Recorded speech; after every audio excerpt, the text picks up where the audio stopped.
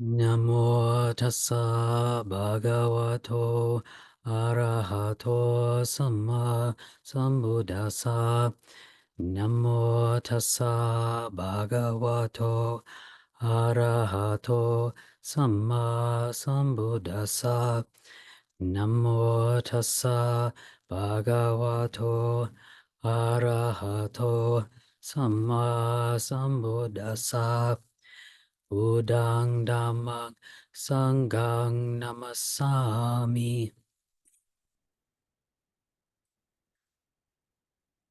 So I'd like to welcome everyone this evening. So today, according to the Buddhist calendar, the lunar calendar that was used in the time of the Buddha, today is the full moon day of the month of Asalha, which is Asalha Puja. So today is the second most important day in the Buddhist calendar. This is the day that the Buddha gave his first teaching, his first discourse, which was the Dhammacakkappavattana Sutta, or the turning of the wheel of Dhamma, or sometimes translated as setting in motion the wheel of Dhamma. So the most important day of the year was a couple months ago. It was Asalha Puja, when we remembered the birth, enlightenment, and death of the Buddha. So after that, after he became enlightened on that day, he he wasn't sure if he was going to teach after that. He was thinking, wow, what I just realized, it's really deep, it's really profound. I don't know if anyone else is even going to understand this. Maybe I shouldn't teach. Maybe I should just enjoy the bliss of enlightenment. And then the Brahma Sahampati came to him and asked him to teach. For the welfare and benefit of other people. He said, there are people here who have but little dust in their eyes. Can you teach them? And I think this is a really great reflection for us, or a really great little teaching there. It really shows you the intentions of the Buddha when he started teaching. He didn't intend Buddhism to become a world religion. He wasn't out trying to convert everybody to being Buddhist, but it was for those people who, had little dust in their eyes, the people who saw the benefit of this, saw the benefit of the teachings of the Buddha, how it can help them in their daily life and help them become enlightened. So I always think that's a really nice little reflection which was thrown in there. So after the Brahma Sahampati asked him to teach, it was almost 2 months the Buddha still stayed around Bodh Gaya, stayed around the area he became enlightened, and just, enjoyed the bliss of enlightenment, and also was reflecting on and what he had just attained, what he had just realized, where it was reflecting on and contemplating the Dhamma. So then he decided, okay, it's time, I'm going to go teach. I'm going to start off by finding someone who can understand, who already has very highly developed spiritual faculties, so should be able to understand this quickly and easily. So he thought about his first teachers, his first spiritual teachers after he became a monk, after he left the home life. So this was Alara Kalama and Udaka Ramaputta. And he thought, they were already highly developed. They'll probably understand this easily. But unfortunately, it turned out they had both died since the last time he saw them, because it'd been a few years. So he couldn't teach them. So then he was thinking, oh, who else should I go and teach? And then he remembered the 5 ascetics. They're known as the Panchavagya. So these were when he was doing his really extreme ascetic practices. These were these 5 ascetics who were doing them with him and were attending to him and supporting him and helping him while he was doing these. So he thought, okay, I'll go teach them. I know them well. Their faculties are quite developed. So he went to go find them to teach them, and went all the ways from Bodh Gaya to Benares, which is now known as Varanasi, because they were around there. And on the way there, he didn't really teach anybody. He didn't uh, interact with people too much. There was one time he ran into someone on the road and was like, was chatting, was like, yeah, you know, I'm enlightened, I'm the Buddha. And the guy gave him basically a, oh, good for you, that's nice to hear, and just kept going. So um the Buddha went on and he found the five ascetics, you know, his old friends, his old companions, and they weren't very happy with him because when the Buddha was practicing these extreme austerities, you know, it was basically like self torture and extreme starvation and stuff. He took it to the absolute highest level he could, and he realized this isn't working. Like, I'm too tired, the body is too tired, this doesn't make you enlightened. So he stopped doing them and ate some food. And then these five ascetics, his five companions, were so turned off by that and disgusted by that. They're like, oh, he's given up. You know, they didn't realize that he had seen the middle way, but they thought he had just given up on practice. So they had abandoned him. So when he came to see them in Benares, it was in the deer park in Sarnath nearby. At first, they had this agreement like, okay, we're just going to stonewall him. We're going to ice him out. You know, we're not going to be very friendly and stuff. But when they saw him coming, he looked different. He looked more serene. They noticed there was something different and special for him. So they, you know, received him, made a seat and everything, and he sat down and he started to talk to them. And he's like, he was basically saying, yeah, you know, I'm enlightened. I've become the Buddha. I can teach you the way out of suffering. I can teach you the true Dhamma. And at first they were pretty skeptical, you know, like, oh, come on, we've probably heard this from other people before. But then the Buddha said to them, like, was basically like, you know me, you've known me for a long time. Have I ever spoken to you about it like this before? Have I ever said I was enlightened before, that I'd become a Buddha? And they were like, no, no, you've never spoken to us like that. So this gave rise to interest in them. And so they listened to him when he started to teach. And this is when he gave this discourse, the Dhammacakkappavattana Sutta. So the turning of the wheel of Dhamma. So this is considered to be one of the most important and main teachings that the Buddha ever gave. So he goes over some of the real fundamental, real core teachings of Buddhism. So the first is he teaches the middle way, and then the noble eightfold path. The Four Noble Truths and the Noble Eightfold Path. So people will say like all the rest of his teachings afterwards was basically just commentary on what he taught this night. So he's been taught asked in other times, like, so, you know, what do you teach? And he's like, I teach suffering and I teach the end of suffering. So, so when he met when he started giving this talk, first thing he talked about was the middle way. So he told us to avoid the extremes of sensual indulgence but avoid the other extreme of self-mortification, self-torture. And I think one of the reasons he did, you know, was talking like this to the ascetics because they were practicing the self-torture at that point. So he was telling them that's wrong. And he could really speak from his own experience on this because was born and raised a prince. So and he talks about like in other places in the suttas about what kind of a life of luxury he lived. Like he had it really like over the top nice, like palaces for the different seasons and you name it, all the sensual pleasures he had.